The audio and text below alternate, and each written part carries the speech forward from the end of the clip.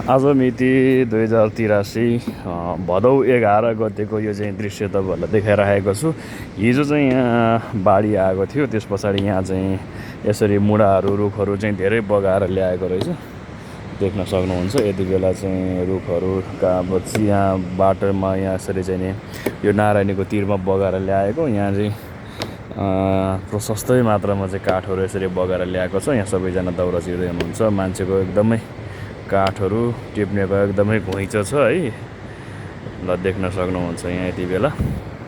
र ट्र्याक्टरमा लोड गरेर लगिँदैछ र यहाँ फोटो भिडियो तस्बिरहरू लिनेको पनि सङ्ख्या एकदमै धेरै छ है। अनि काठहरू चाहिँ एकदमै धेरै बगाएर ल्याएको रहेछ है। ल धेरै रहेछ, धेरै काठहरू त एकदमै चाहिँ नि है। अब हिजोको चाहिँ माथिको चाहिँ नि जुन जसरी बाढी आएको थियो, त्यो बाढीले चाहिँ धेरै काठहरू बगाएर ल्याएको रहेछ, देखिहाल्नुभयो। माथिसम्मै रहेछ है, बगाएर ल्याएको रहेछ यसरी। अब यो चाहिँ खोला किनाराको छेउछाउ भयो। ल है, चिप्लो रहेछ बाटो। ल यति धेरै काठहरू चाहिँ बगाएर ल्याएको रहेछ, हेर्नुहोस् त। ओहो, धेरै बगाएर ल्याएको रहेछ काठहरू। अनि अहिलेसम्म पनि खोला चाहिँ साम्य भइसकेको छैन। अनि खोला बढ्दो क्रममै छ जस्तो लाग्यो, जहाँसम्म खोला अझै बढिराखेको जस्तो लाग्यो मलाई चाहिँ। जहाँसम्म हेर्दा बुझ्दा खोला चाहिँ अझै नदी बढिराखेको जस्तो चाहिँ मलाई अनुभव भइराखेको छ। र योभन्दा उता जानु पनि ठिक होइन, किनभने अझै यसरी उर्लेर आइराखेको छ होइन। अब के गरी यहाँबाट आयो भने त पुरै यता जानुपर्छ होइन, यति टाढा जानुपर्छ, भाग्न नभ्याउन पनि सक्छ। त्यो भएर त्यता चाहिँ गइनँ म। अनि ल अब यसरी बाढी आएको रहेछ। ल अझै बढ्ने क्रम जारी रहेछ साथीहरू है, बढ्दै रहेछ। यहाँनिरसम्म अहिले छाल आयो है, यहाँनिर देख्न सक्नुहुन्छ। यसरी छाल अझ ओरासम्म आइराखेको छ होइन। भनेको चाहिँ अझै बढिराखेको हो कि भन्ने आकलन गर्न सकिन्छ। र एकदमै ओर्लिराखेको छ यति बेला है, खोला एकदमै ओर्लिराखेको छ। नारायणी यो नदी हो, यति बेला नारायणीको किनारमा छु म चाहिँ, देखिसक्नुभयो होला। ल यो चाहिँ तलको नारायणीको पुल भयो, तलको चाहिँ। अनि यो पारी चाहिँ गैँडाकोट साइडमा पनि काठ उत्तिकै मात्रामा चाहिँ बगाएर राखेको रहेछ। गैँडाकोट साइडमा पनि काठहरू टिप्ने मानिसहरूको सङ्ख्या एकदमै धेरै छ। र यहाँ पनि निकै मात्रामा चाहिँ मानिसहरू देखिएको छ, हेर्नुहोस् त। यहाँ काठहरू टिप्ने है, एकदमै धेरैजना हुनुहुन्छ यहाँ पनि, काठहरू टिपिराख्नु भएको छ। र खोला हेर्दाखेरि यति डरलाग्दो भइरहेको छ कि उर्लेको छ खोला यति बेला। नदी नारायणी नदी यति डरलाग्दो है, यति जोखिमयुक्त तरिकाले अगाडि बढिरहेको छ। हिजोको भन्दा पनि अझ देख्दा चाहिँ एकदमै खतरनाकपूर्ण तरिकाले चाहिँ आइरहेको छ यति बेला। यति ठुलो मुढा हेर्नुहोस् त, यो मुढा कहाँबाट ल्यायो होला, यति भयङ्कर यति ठुलो मुढा चाहिँ। अब यहाँ चाहिँ कस्तो भन्दा, यहाँ बढी जस्तो यो काठहरू अड्किनुको कारण, काठहरू रहनुको कारण चाहिँ के हो त भन्दा, यहाँ चाहिँ चट्टानै चट्टान छ। हजुरहरूले देखिहाल्नुभयो होला। यहाँ चाहिँ कस्तो छ भन्दा, यो ठ्याक्कै नारायणीको नदी किनार छेउमा चाहिँ यसरी ढुङ्गाहरू चाहिँ चट्टानै चट्टान बनेर बसेको छ क्या। अनि त्यो भोगाने पाइप पनि यहाँ देखिहाल्नुभयो तपाईँहरूले होइन। यो चट्टानै चट्टान भएको कारणले गर्दाखेरि प्राय जसो यहाँ धेरै चिजहरू अड्किने रोकिने गर्छ क्या। यहाँ चाहिँ चट्टानै चट्टान छ।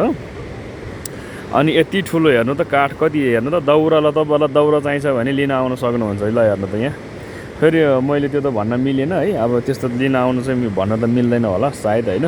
अब वरपर हुनेले लगिराख्नु भएको छ होइन। अब कहाँदेखि त आउनु परेन, नजिकै हुनेले लाने होला सायद है। सकभर त खोला नजिक अहिले नआउँदा राम्रो है। फेरि प्याच्च भनिहाल्ने, त्यसको लागि सरी। नआउँदा राम्रो है। अब खोला किन खोला बढिराखेको छ कि, खोला नबढ्नु हो भने त ठिकै थियो।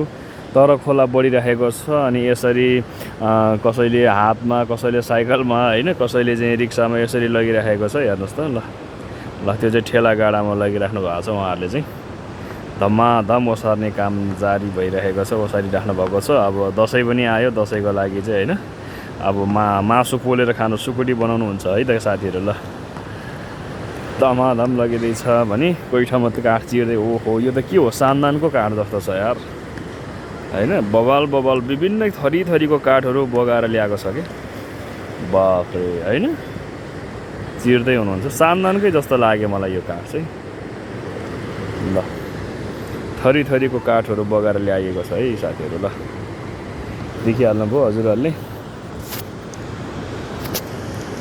अनि त्यो माथि चाहिँ के भइराखेको रहेछ त्यो पनि हेर्न जान्छौँ लास जहाँसम्म लास हो कि भन्ने लाग्छ त्यहाँ माथि हेरौँ है अब के छ त्यहाँ प्रहरी सरहरू पनि आउनु भएको रहेछ त्यहाँ माथि चाहिँ म जाँदैछु यति बेला बाटो चाहिँ यस्तै छ होइन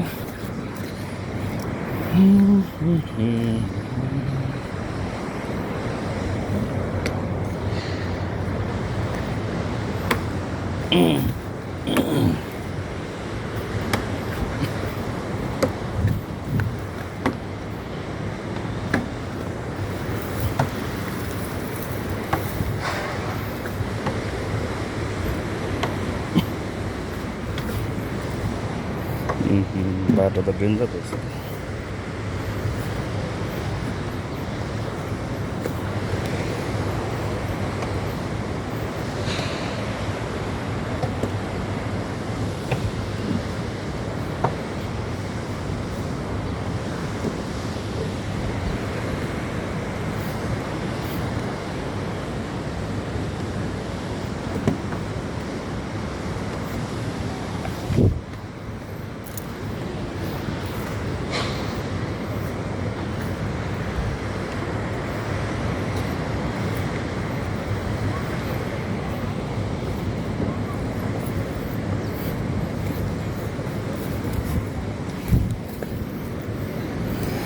त्यहाँ माथि जहाँसम्म लास भेटाइयो हो कि भन्ने चाहिँ आकलन गर्न सकिन्छ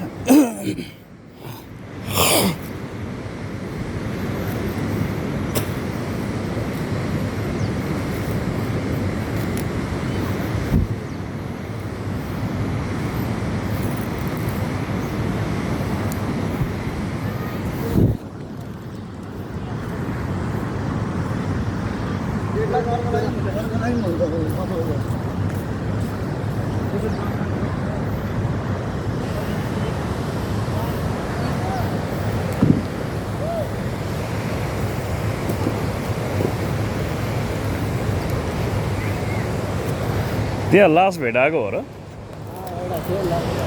ए यहीँ भेट्नु भएको ए